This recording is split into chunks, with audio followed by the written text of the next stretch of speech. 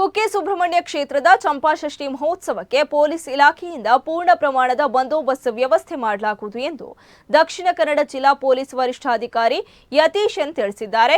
ಕುಕ್ಕೆ ಸುಬ್ರಹ್ಮಣ್ಯಕ್ಕೆ ಭೇಟಿ ನೀಡಿದ ಅವರು ಸುಬ್ರಹ್ಮಣ್ಯ ಪೊಲೀಸ್ ಠಾಣೆಯಲ್ಲಿ ಪತ್ರಕರ್ತರೊಂದಿಗೆ ಮಾತನಾಡಿ ಚಂಪಾಷಷ್ಠಿ ಮಹೋತ್ಸವದ ಲಕ್ಷ ದೀಪೋತ್ಸವ ಹಾಗೂ ರಥೋತ್ಸವ ಸಂದರ್ಭದಲ್ಲಿ ಭಕ್ತರಿಗೆ ಅನುಕೂಲ ಆಗುವ ರೀತಿಯಲ್ಲಿ ಸಿಬ್ಬಂದಿಗಳನ್ನು ನಿಯೋಜಿಸಲಾಗುವುದು ಎಂದು ಪೊಲೀಸರ ಭದ್ರತೆ ಬಗ್ಗೆ ಮಾಹಿತಿಯನ್ನು ನೀಡಿದ್ದಾರೆ. ದೇವಸ್ಥಾನದ ಚಂಪಾಷಷ್ಠಿ ಮಹೋತ್ಸವ 27/11/2024ರಿಂದ 12/12/2024 ಇರುತ್ತದೆ. ಪ್ರಮುಖವಾಗಿ ನಮಗೆ 30ನೇ ತಾರೀಕು ಲಕ್ಷ ದೀಪೋತ್ಸವ ಇರೋದು ಮತ್ತು 7ನೇ ತಾರೀಕು ಮುಖ್ಯ ರಥೋತ್ಸವ ಇರೋದ್ರಿಂದ ಆ ನಿಟ್ಟಿನಲ್ಲಿ ನಾವು ಪೂರ್ಣ ಪ್ರಮಾಣದ ಬಂದೋಬಸ್ತ್ ವ್ಯವಸ್ಥೆಯನ್ನು ಪೊಲೀಸ್ ಇಲಾಖೆಯಿಂದ ಮಾಡ್ಕೊಂಡಿದ್ದೀವಿ.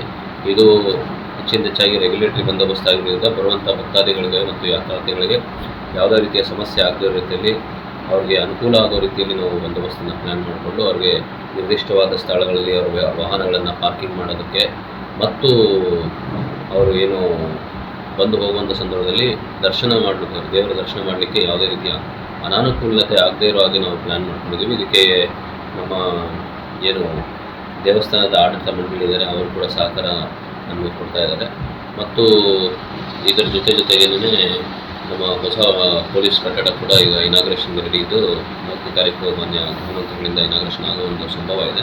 ಅದನ್ನು ಕೂಡ ನಾವು ಪ್ರಿಪರೇಷನ್ ಮಾಡಲಿಕ್ಕೆ ಬಂದಿದ್ದೀವಿ. ಆಮೇಲೆ ನಾನು ಇದೊಂದು ಹೇಳಿದ್ದು, ಈಗ ಏನು ಚಂಪಾಷಷ್ಠಿ ಸಂದರ್ಭದಲ್ಲಿ ಪಾರ್ಕಿಂಗನ್ನು ನಿರ್ದಿಷ್ಟ ಸ್ಥಳದಲ್ಲಿ ಮಾಡಬೇಕು ಮತ್ತು ಸಾಕಷ್ಟು ರಿಸ್ಟ್ರಿಕ್ಷನ್ಸನ್ನು ಪೊಲೀಸ್ ಇಲಾಖೆಯಿಂದ ನಾವು ಸಾರ್ವಜನಿಕರ ಹಿತದೃಷ್ಟಿಯಲ್ಲಿ ಹಾಕೋದ್ರಿಂದ ಇಲ್ಲಿನ ಸ್ಥಳೀಯ ಸಾರ್ವಜನಿಕರು ಕೂಡ ಪೊಲೀಸ್ ಇಲಾಖೆ ಜೊತೆಗೆ ಕೈ ಜೋಡಿಸಿ ಈ ಒಂದು 2-3 ದಿನಗಳಲ್ಲಿ ಸ್ವಲ್ಪ ನಮ್ಮ ಜೊತೆ ಸಹಕಾರ ಕೊಟ್ಟರೆ ಒಂದು ಕ್ಷೇತ್ರಕ್ಕೆ ಒಳ್ಳೆಯ ಹೆಸರು ಬರುತ್ತೆ. ಬರುವಂಥ ಭಕ್ತಾದಿಗಳು ಕೂಡ ಯಾವುದೇ ರೀತಿಯ ತೊಂದರೆ ತಾಪತ್ರಗಳಿಲ್ಲದೆ ದೇವರ ದರ್ಶನ ಮಾಡಿಕೊಂಡು ಹೋಗ್ಲಿಕ್ಕೆ ಅನುಕೂಲ ಆಗುತ್ತೆ. ಹಾಗಾಗಿ ಎಲ್ಲರ ಸಹಕಾರನ ನಾವು ಈ ಸಂದರ್ಭದಲ್ಲಿ ಕೋರ್ತೀವಿ.